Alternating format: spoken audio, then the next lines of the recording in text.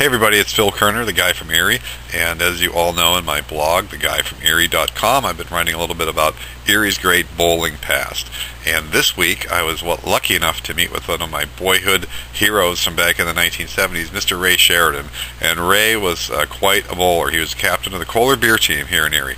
And I know in one of my articles below me here that I wrote about the way the teams were dressed back then. And the sponsors outfitted the teams with blazers, matching shoes, bags, balls.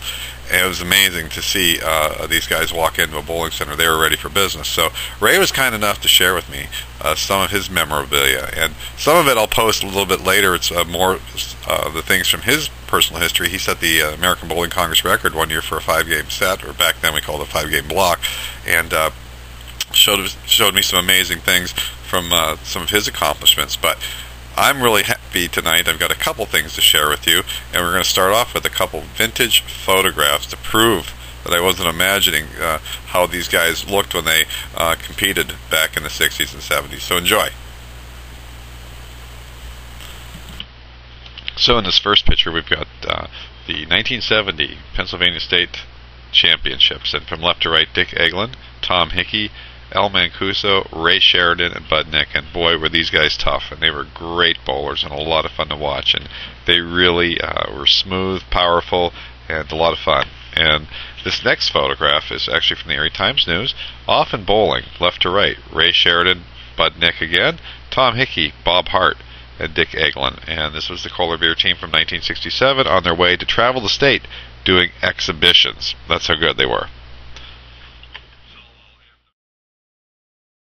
So I'll end our little chapter in Erie bowling history tonight with the real treasure I got from Ray the other night. And as you noticed in those clippings I showed you, the pictures, that the Kohler beer team had their own matching bowling bags. And I've been really looking hard for one of these, and I think I have got my hands on the mother lode of Erie bowling history. I think so. But Ray was kind enough to share with me this, which you saw in the picture. This might be the only one left. This might just be it. So, without further ado, the Kohler beer bowling bag. Check that out. 1970, 1968, hand-painted leather bag. On the other side,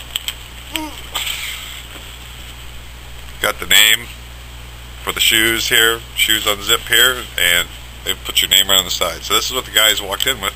Ray was also kind enough to throw in here left his custom-made bowling shoes from that year. Red, Lin's. I had a pair of Lin's. I still have a pair of Lin's. Custom-made. They don't make custom-made ones anymore.